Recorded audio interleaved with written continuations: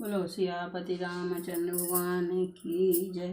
मैं आपको पूरी रामायण हिंदी में सुनाऊंगी। रामचरितमानस बालकांड दोहा नंबर 242।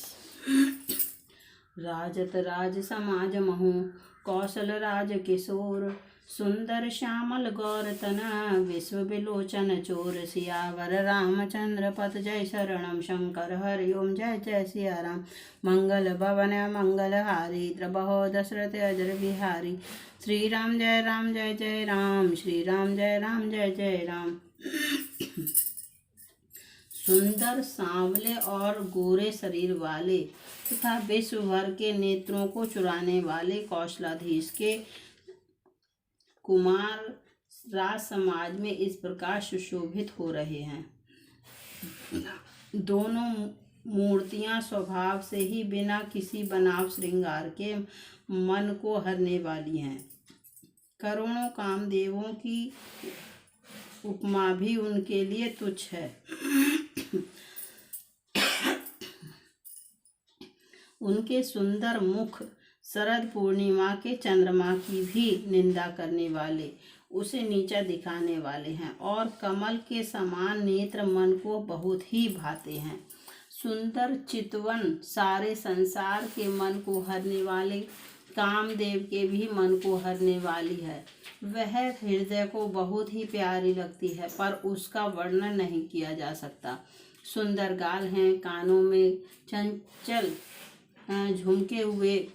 झूमते हुए कुंडल हैं, ठोड़ी और अधर होठ सुंदर हैं, कोमल बाणी है, हंसी चंद्रमा की किरणों का तिरस्कार करने वाली है, बाहें टेढ़ी और नासिका मनोहर है। ऊंचे चौड़े ललाट पर तिलक झलक रहे हैं, दीप्तिमान हो रहे हैं। काले घुंघराले बालों को देखकर भौरों की पंक्तियां भी लजा जाती हैं। पीली चौकोनी टोपियां सिरों पर सुशोभित हैं, जिनके बीच बीच में फूलों की कलियां काढ़ी हुई हैं। शंख के समान सुंदर गोल गले में मनोहर 3 रेखाएं हैं, जो मानो तीनों लोकों की सुंदरता की सीमा को बता रही हैं। कुंजर मणिकंठा कलित उरहई तुलसिका माल वृषभ कंद की हरि ठवनी बल निधि बाहु विशाल सियावर रामचंद्र पथ जय शरणम शंकर हरि ओम जय जय सिया राम। मंगल भवन मंगल हारी द्रवहो दशरथ अजर बिहारी। श्री राम जय राम श्री राम जय जय राम। हृदयों पर गज मुक्ताओं की सुंदर कंठें और तुलसिका की मालाएं सुशोभित हैं। उनके कंधे बैलों के कंधे की तरह ऊंचे तथा पुष्ट हैं। ऐन खड़े होने की शान सिंह की सी है और भुजाएं विशाल एवं बल की भंडार हैं। कमर में तरकस और पीतांबर बांधे हैं। दाहिने हाथों में बाण और बाएं सुंदर कंधों पर धनुष तथा पीले या गोपवीत जनेऊ सुशोभित हैं। नख से लेकर शिखा तक सब अंग सुंदर हैं। उन पर महान शोभा छाई हुई है। उन्हें देखकर सब लोग सुखी हुए। नेत्र एकटक निमेष शून्य हैं और तारे पुतलियां भी नहीं चलते। जनक जी दोनों भाइयों को देखकर हर्षित हुए। तब उन्होंने जाकर मुनि के चरण कमल पकड़ लिए, विनती करके अपनी कथा सुनाई और मुनि को सारी रंगभूमि यज्ञशाला दिखलाई।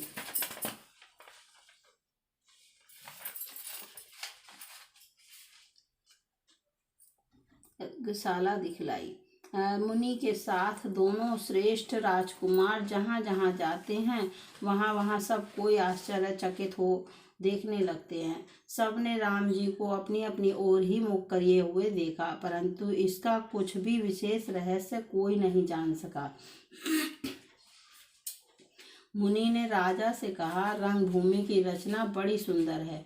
विश्वामित्र जैसे निष्प्रह विरक्त और ज्ञानी मुनि से रचना की प्रशंसा सुनकर राजा प्रसन्न हुए और उन्हें बड़ा सुख मिला। सब मंचन ते मंच एक सुंदर विशद विशाल मुनि समेत 2 बंधु तहें बैठा रे महिपाल सियावर रामचंद्र पत जय शरणम शंकर हरि ओम जय जय सिया राम। मंगल भवन मंगल हारी द्रबहो दशरथ अजर बिहारी। श्री राम जय जय राम। श्री राम जय जय राम। सब मंचों से एक मंच अधिक सुंदर, उज्ज्वल और विशाल तथा स्वयं राजा ने मुनि सहित दोनों भाइयों को उस पर बैठाया। प्रभु को देखकर सब राजा हृदय में ऐसे हार गए, निराश एवं उत्साहहीन हो गए, जैसे पूर्ण चंद्रमा के उदय होने पर तारे प्रकाशहीन हो जाते हैं। उनके तेज को देखकर सबके मन में ऐसा विश्वास हो गया कि रामचंद्र जी ही धनुष को तोड़ेंगे, इसमें संदेह नहीं है। इधर उनके रूप को देखकर सबके मन में यह निश्चय हो गया कि शिवजी के विशाल धनुष को जो संभव है न टूट सके, बिना तोड़े भी सीता जी श्री रामचंद्र जी के ही गले में जयमाल डालेंगे, अर्थात दोनों तरह से ही हमारी हार होगी और विजय श्री रामचंद्र जी के हाथ रहेगी। यूँ सोचकर वे कहने लगे, हे भाई, ऐसा विचार कर यश प्रताप बल और तेज गंवाकर अपने अपने घर चलो।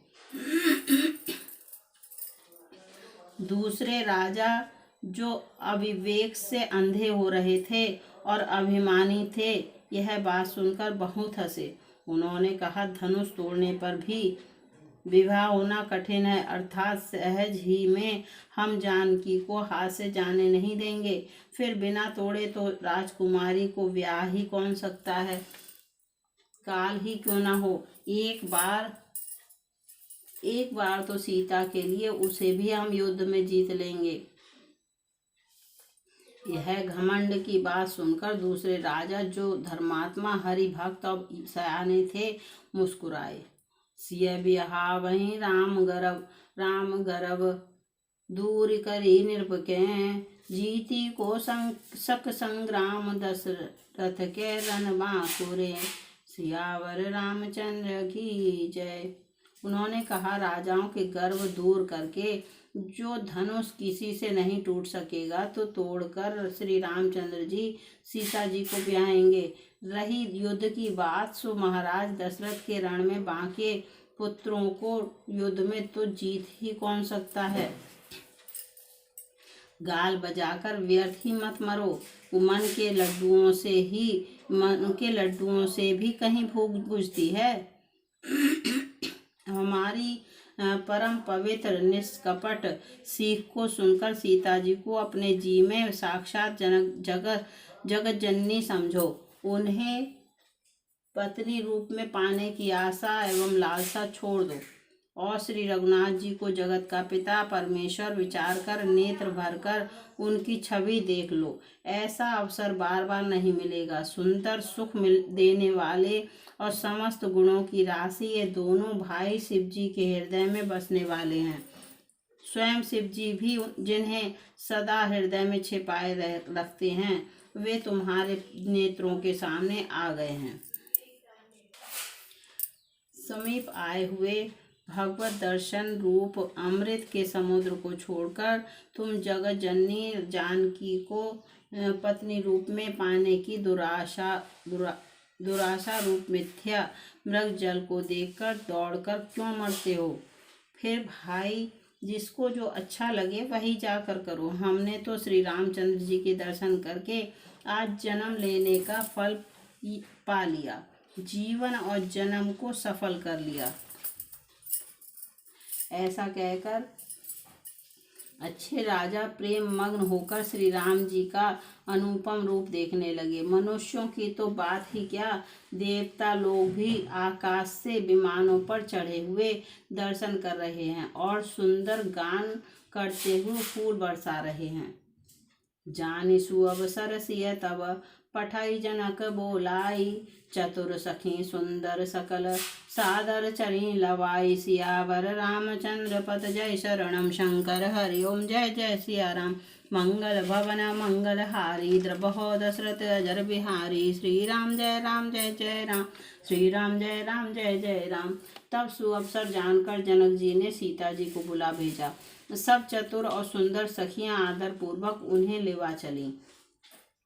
रूप और गुणों की खान जगत जननी जानकी जी की शोभा का वर्णन नहीं हो सकता।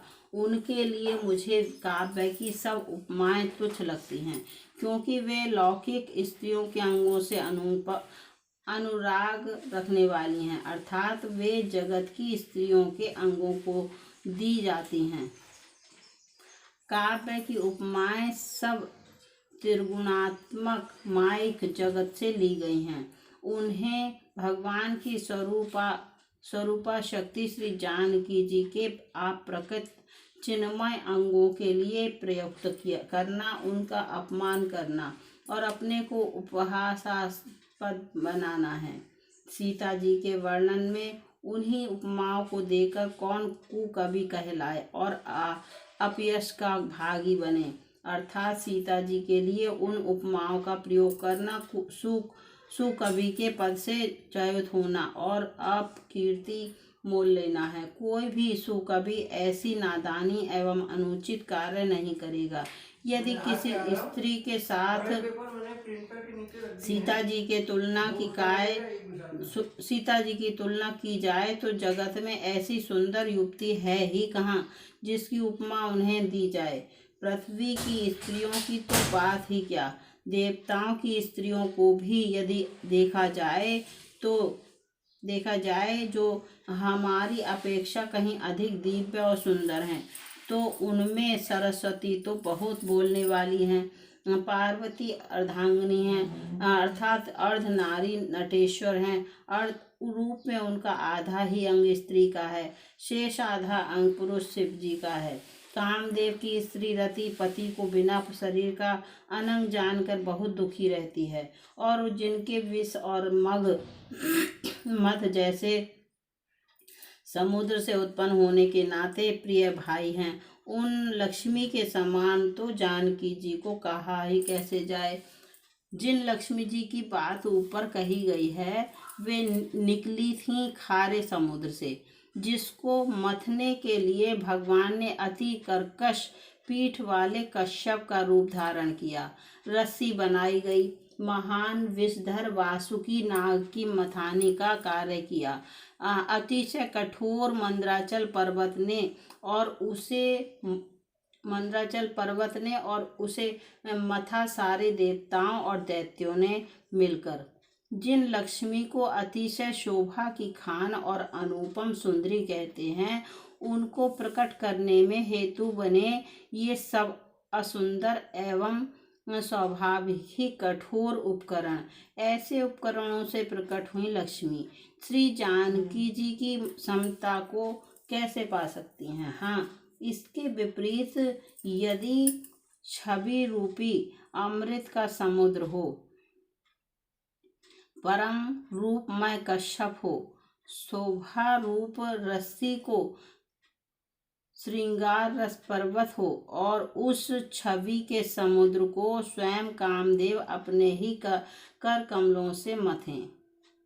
यही विधि उपजय लक्ष्य जब सुंदरता सुख मूल, तदपि सकोच समेत कवि कहांसी ऐसा समूल समतूल। सियावर रामचंद्र पथ जय शरणम शंकर हरि ओम जय जय सिया राम।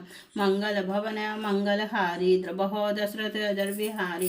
श्री राम जय जय राम, श्री राम जय जय राम। इस प्रकार का संयोग होने से जब सुंदरता और सुख की मूल लक्ष्मी उत्पन्न हो, तो भी कभी लोग उसे बहुत संकोच के साथ सीता जी के समान कहेंगे। जिस सुंदरता के समुद्र को कामदेव मथेगा, वह सुंदरता भी प्राकृत लौकिक सुंदरता ही होगी, क्योंकि कामदेव स्वयं भी त्रिगुणमयी प्रकृति का ही विकार है। अतः उस सुंदरता को मथ कर प्रकट की हुई लक्ष्मी भी उपर्युक्त लक्ष्मी की अपेक्षा कहीं अधिक सुंदर और दिव्य होने पर भी होगी प्राकृति ही। अतः उसके साथ भी जानकी जी की तुलना करना कवि के लिए बड़ी संकोच की बात होगी। जिस सुंदरता से जानकी जी का दिव्याति दिव्य परम दिव्य विग्रह बना है, वह सुंदरता उपर्युक्त सुंदरता से भिन्न अप्राकृत है। वस्तुतः लक्ष्मी जी का अप्राकृत रूप भी यही है, वह कामदेव के मथने में नहीं आ सकती और वह जानकी जी का स्वरूप ही है, अतः उनसे भिन्न नहीं। और उपमा दी जाती है भिन्न वस्तु के साथ। इसके अतिरिक्त जानकी जी प्रकट हुई हैं स्वयं अपनी महिमा से। उन्हें प्रकट करने के लिए किसी भिन्न उपकरण की अपेक्षा नहीं है, अर्थात शक्तिमान से अभिन्न अद्वैत तत्व हैं, अतएव अनुपमय हैं। यही गूढ़ दार्शनिक तत्व भक्त शिरोमणि कवि ने इस अभूतोक्तमालंकार के द्वारा बड़ी सुंदरता से व्यक्त किया है।